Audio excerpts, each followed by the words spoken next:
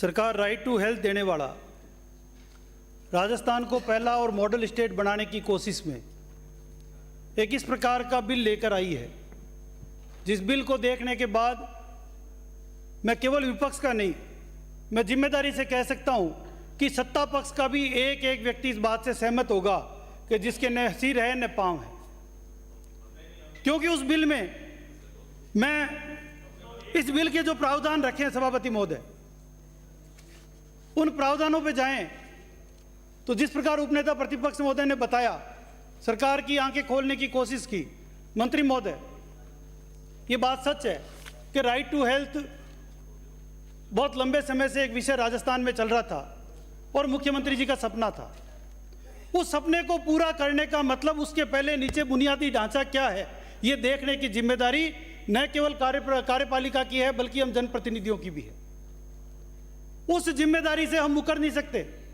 आज राजस्थान के 7 करोड़ लोगों के भविष्य का फैसला राजस्थान की इस विधानसभा में हम करने जा रहे हैं। कल सुबह की तारीख में राजस्थान का हर व्यक्ति कहेगा कि मुझे स्वास्थ्य के साथ साथ, और ये केवल स्वास्थ्य का नहीं है सभापति महोदय, मैं धन्यवाद देता हूं राजस्थान पत्रिका के चीफ संपादक गुलाब कोठारी जी को, जिन्होंने 13 अप्रैल 22 को एक आर्टिकल छापा था और उस आर्टिकल में लिखा था मूंगफली सरकार की और जनता को छिलके। ये मूंगफली सरकार को और जनता को छिलके इस कहानी को चरितार्थ आज राजस्थान की विधानसभा करने जा रही है। क्योंकि ये बिल केवल और केवल स्वास्थ्य का नहीं है, ये बिल स्वास्थ्य के अधिकार का है। ये बिल हमको आर्टिकल 21 में जीवन जीने का अधिकार तथा व्यक्तिगत स्वतंत्रता का अधिकार की गारंटी देता है। सभापति महोदय, इस बिल में क्या स्वास्थ्य का अर्थ केवल बीमारियों का मुफ्त इलाज का नहीं है। इस बिल में आपने बीमारियों की अग्रिम रोकथाम, पर्यावरण संरक्षण, प्रदूषण नियंत्रण, मिलावट, नकली दवा, शुद्ध हवा और स्वच्छ पानी को भी इसमें आपने शामिल किया है। आज हालत क्या है? आज हालत है राजस्थान की राजधानी जयपुर में चारों तरफ जगह जगह गंदगी के ढेर लगे पड़े हैं और उस गंदगी के ढेर से ये लंपी किससे फैल रही है? ये लंपी जिन मक्खी मच्छरों से फैल रही है, ये डेंगू से डेली जो मौतें हो रही है कोई ऐसा माननीय सदस्य जिसके विधानसभा क्षेत्र में डेंगू से मौतें नहीं हो रही हो? कौन जिम्मेदार है उसके लिए? कहां से स्वाइन फ्लू फैल रहा है? सभापति महोदय, मैं इसलिए कह रहा हूं कि इस बिल में ये सारे प्रावधान है। जैसे माननीय नेता प्रतिपक्ष महोदय ने कहा कि बहुत लंबा चौड़ा बिल है, इस बिल पे कम से कम 3-4 दिन की भी डिबेट हो तो कम है। और मैं चाहता हूं कि राजस्थान की विधानसभा इस देश की मॉडल विधानसभा बने, जहां WHO के मापदंड पर हम एक हेल्थी यहां पर चर्चा करें और राजस्थान में 3-4 दिन तक लगातार राजस्थान की विधानसभा का हर सदस्य इस पर अपना सुझाव देकर चर्चा करें। सभापति महोदय, वो स्टेट में बात कर रहे हैं जहां अभी अभी हमने कोविड के भयावह हालत के हम सब उस दौर से गुजरे हैं। हमने हेल्थ इंफ्रास्ट्रक्चर को बहुत नजदीक से देखा है। शुद्ध पानी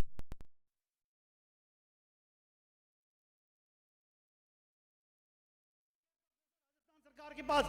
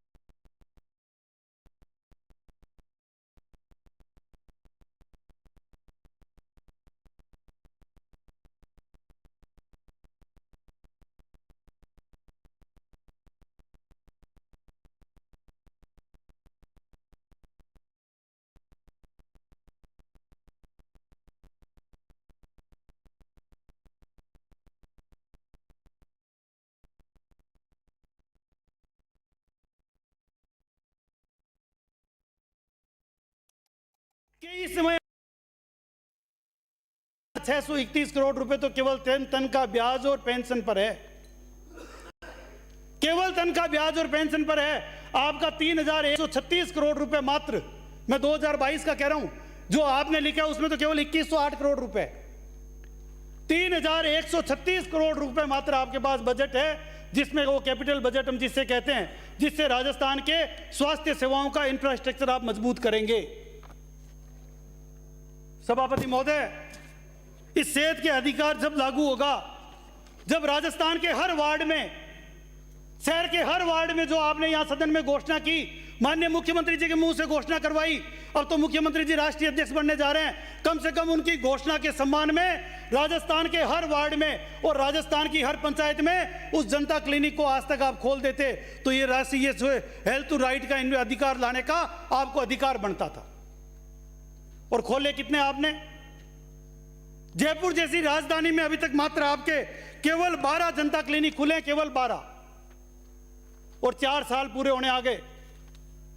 मैं राजस्थान के हर पंचायत में, राजस्थान के हर वार्ड में बात कर रहा हूं, और सभापति महोदय केवल 12 जनता क्लिनिक पिछले 4 साल में अभी तक सरकार राजस्थान में खोल पाई है।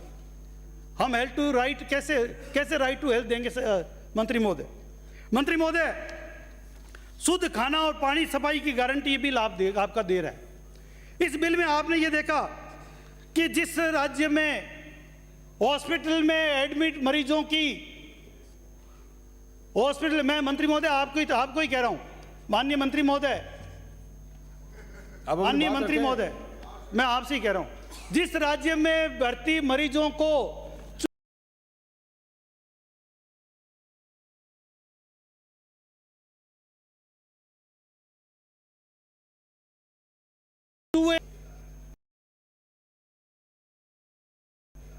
आप इसीलिए ला रहे हो क्योंकि आपके पास बजट नहीं है, केवल पहला स्टेट बनने का एक चोगा पहनना है आपको, और यहां ताली बजवाकर जो सदस्य खाना खाने गए उनको बुलाकर ताली बजवाकर ये केवल झूठा बिल आप राजस्थान के 7.5 करोड़ जनता को धोखा करने के लिए, उनके माथे पर एक कलंक लगाने के लिए लेकर आ रहे हैं। सभापति महोदय, हम उस राज्य में बात कर रहे हैं जहां चारों कोणों में शहर में सैटेलाइट हॉस्पिटल की 3 साल पहले घोषणा की थी, मेरी विधानसभा क्षेत्र सांगानेर में घोषणा की थी, आज तक उस सैटेलाइट हॉस्पिटल के लिए जमीन का चिन्हीकरण नहीं हो पाया। और जिस जगह इन्होंने एक जमीन अभी दिखाई मेरे सवाल पर, उस जगह पहले से ही आरयूएचएस हॉस्पिटल बना हुआ है, उसके बगल में सैटेलाइट ला रहे हैं। हमने आपको लिख कर दिया कि सांगानेर में जो खुली जैन की 26 बीघा जमीन पड़ी है, उस पर आप सैटेलाइट हॉस्पिटल लाओ, मानसरोवर सांगानेर सबके सेंट्रल में रहेगी और जनता को लाभ मिलेगा, क्योंकि मेट्रोमास हॉस्पिटल काम नहीं कर रही। लेकिन उसकी तरफ आपका ध्यान नहीं है, क्योंकि राइट टू हेल्थ बिल आपको टाइप करना है। सभापति महोदय, हम उस राज्य में बात कर रहे हैं जहां से 280 तरह की जांचें बंद पड़ी है, 280 तरह की जांचें बंद पड़ी है, ये मैं ऑथेंटिक बात कह रहा हूं। हम उस राज्य में बात कर रहे हैं सभापति महोदय जहां निःशुल्क दवा योजना में 60% दवाएं उपलब्ध नहीं है, वहां राइट टू हेल्थ की हम बात कर रहे हैं। सभापति महोदय, मैं ये आंकड़ों के साथ कह सकता हूं कि जिस राज्य में 21 लाख महिलाओं को सैनिटरी नैपकिन अभी तक सरकार नहीं दे पाई, उस राज्य में राइट टू हेल्थ की बात कर रहे हैं। 21 लाख महिलाओं को ऑन रिकॉर्ड अभी तक सैनिटरी नैपकिन पहुंचा नहीं पाए, दे नहीं पाए, उस राज्य में आप राइट टू हेल्थ करके जनता के साथ धोखा कर रहे हैं। सभापति महोदय, इतना ही नहीं है, बिना बीमारी की ये जो अनुमति है, दूसरा मैंने आपने ये कहा कि निजी हॉस्पिटल इसके दायरे में आएंगे। सभापति महोदय, निश्चित रूप से निजी हॉस्पिटलों को आप इसके दायरे में लेकर आए, लेकिन क्या आपने ये बताया कि हर निजी हॉस्पिटल में एक पुलिस चौकी खोलनी पड़ेगी? मैं गारंटी के साथ कह सकता हूं, हर निजी हॉस्पिटल में एक पुलिस चौकी खोलनी पड़ेगी। पहले तो उन मरीजों के लिए जो मरीज आकर झगड़ा करेंगे, और ये केवल हमारे यहां नहीं, आपके यहां पे लालसोट में भी खोलनी पड़ेगी। आप लिख लेना मेरी बात को, दौसा में भी खोलनी पड़ेगी, सभापति महोदय सीकर में भी खोलनी पड़ेगी। वो मरीज जब वहां जाएगा प्राइवेट हॉस्पिटल में, वो जाकर कहेगा मेरा इलाज करो, मेरे पास पैसा नहीं है। डेड बॉडी तक जिस स्टेट में मरीज को देते नहीं है, वहां विधायक अपने आप को असहज महसूस करते हैं, पुलिस वहां पर मदद नहीं कर पाती, वहां राइट टू हेल्थ का झुंझुना पकड़ा रहे हैं आप। सभापति महोदय, मैं आपसे कहूंगा कि भोली भाली जनता को समाचार पत्र पढ़ती है जनता, कल सुबह ये पढ़ लेगी कि टीवी चैनलों के माध्यम से सुन लेगी कि हमको राइट टू हेल्थ मिल गया, लेकिन राइट टू हेल्थ के लिए ना हमारे पास 28,000 CHA जो आपने हटाए थे अभी तक वो भी नहीं लगे हैं। कितने डॉक्टरों की कमी है, कितनी नर्सिंग स्टाफ की कमी है, कितने ANM की कमी है, कितनी GNM की कमी है, कितने कंपाउंडर की कमी है, कितनी 4th क्लास की कमी है। SMS जैसे बड़े हॉस्पिटल में 14 बेड की चदरें तक नहीं बदली जाती और हम राइट टू हेल्थ की बात करते हैं। मंत्री महोदय, अभी तक आप और हम बीमार होते हैं तो हमारे लिए VIP वार्ड खुल जाते हैं। जब आप बीमार होते हो तो आपको तो दिल्ली ले जाएंगे, हम जब बीमार होंगे तो हमको SMS में VIP वार्ड खुल जाएंगे। ये उस व्यक्ति का मरना कर रहे हैं हम, जो व्यक्ति राजस्थान के अंतिम छोर में बैठा है, उसको गांव की PSC और CSC में भी इलाज नहीं मिल रहा है, उसको चढ़ाने के लिए ग्लूकोज की बोतल नहीं मिल रही है, वहां निरीसिडिल जो है वो आपकी जो सिरिंज है उस सिरिंज को भी बदलने के लिए वहां स्टेरलाइज करने के लिए मशीनें उपलब्ध नहीं है। आप चाहो तो हर जाके PSC CSC में आप जाकर देख लो। सभापति महोदय, इतना ही नहीं, मैं आपके माध्यम से ये कहना चाहूंगा कि जिस प्रकार का ये बिल लेकर आए हैं उस बिल में आप ये देखें कि मिलावट का कानून इस बिल में कवर होते हैं। कितनी मिलावट की हमारे पास प्रयोगशालाएं हैं। 7,800 सैंपल आपने 3 साल में लिए, 3,000 अमानक पाए गए, 309 सैंपल में बिल्कुल ऐसी मिलावट पाए गए जिन सैंपलों में खाने योग्य भी नहीं था। कितने लोगों पर कार्रवाई की, आप आज स्टेटमेंट दे देना। कितने लोगों के आपने जेल भेजा।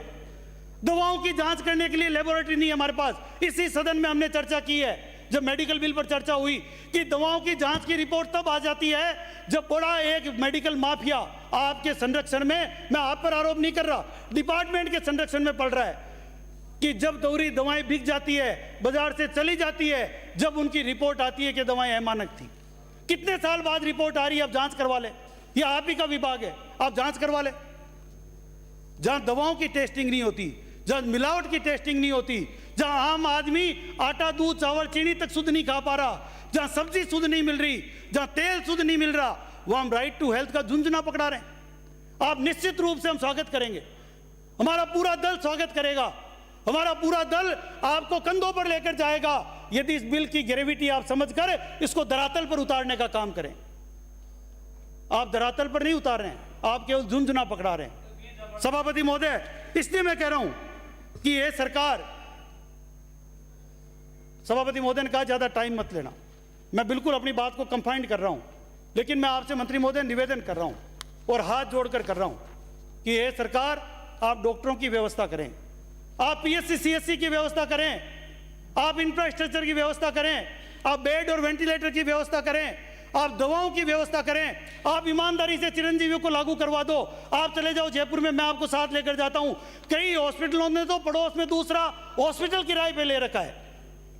मैं सदन में किसी हॉस्पिटल का नाम नहीं लेना चाह रहा, पड़ोस में छोटा हॉस्पिटल किराए पे ले रखा है। आप और हम जाएंगे तो ठीक जगह इलाज कर देंगे, लेकिन राजस्थान की जब जनता जाती है तो या तो उनको भगा देती है, और आप भी फोन करके देख लेना, फिर भी वो पड़ोस के हॉस्पिटल में इलाज करेंगे, खुद के हॉस्पिटल में नहीं करेंगे। यदि चिरंजीवी कार्ड दोगे तो कम से कम किसी सरकार की इस तरह की बेइज्जती आज से पहले नहीं हुई थी। सरकार का रुतबा खत्म मत करो, डिपार्टमेंट का रुतबा खत्म मत करो।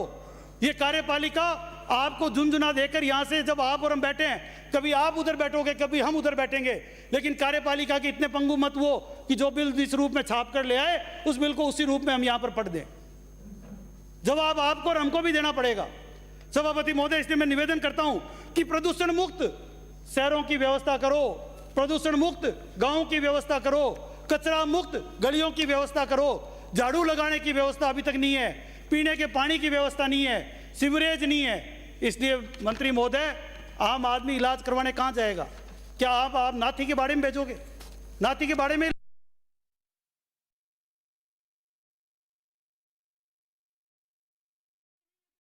कहां भेजोगे? नर्स नहीं है, कंपाउंडर नहीं है, और आप कह रहे हो हम इलाज करेंगे। प्राइवेट हॉस्पिटल को पैसा नहीं दे रहे हो। अभी तक आप यहां पर स्टेटमेंट दें तब देवें, कितने प्राइवेट हॉस्पिटलों ने आपने राइट टू हेल्थ में एग्रीमेंट कर लिया अभी तक? कितने प्राइवेट हॉस्पिटलों से? और उन्होंने आपको गारंटी दे दी कि वो इलाज करेंगे। इसलिए सभापति महोदय, मैं निवेदन करूंगा कि हॉस्पिटल को हमने चिरंजीवी में मान्यता दे दी, चिरंजीवी में दे दी, चिरंजीवी में दे दी। रखनी चाहिए। मंत्री महोदय, आप वरिष्ठ हो, मैं आपकी इज्जत करता हूं, मैं आपकी इज्जत करता हूं। आप ये बिल चिरंजीवी पे नहीं लाए हो, राइट टू हेल्थ पे लाए हो। चिरंजीवी में दे दी, राइट टू हेल्थ में कितनों से एग्रीमेंट हो गया कि बिना पैसे दिए वो आपका इलाज करेगा। चिरंजीवी में केवल 1,32,00,000 लोग ही हैं कवर्ड। 1,32,00,000 लोग कवर्ड है चिरंजीवी में, बाकी लोग कहां जाएंगे? राजस्थान के। आप चिरंजीवी का आंकड़ा देखो ना, आपके अधिकारियों से मंगाओ। इसलिए सभापति महोदय, मैं निवेदन करूंगा कि भले ही आप जनमत जानने नहीं भेजे, क्यों, उससे तो हो सकता है मुंह से नीची हो जाए, आप सरकार में हो, पर आप प्रवर समिति को भेज दो, सेलेक्ट कमेटी को भेज दो, वो तो आपके ही अंडर में है। उससे जांच करवा के, और जब बजट सेशन लाओगे, उम्मीद है ना आएगा, बजट सेशन की आपको उम्मीद होगी, जरूर आप लेकर आओगे, या उससे पहले जा सकते हो। यदि उम्मीद है तो बजट सेशन का इंतजार कर लें। बहुत बहुत धन्यवाद, आपने मुझे समय दिया, बहुत बहुत धन्यवाद। श्री रोहित बोरा।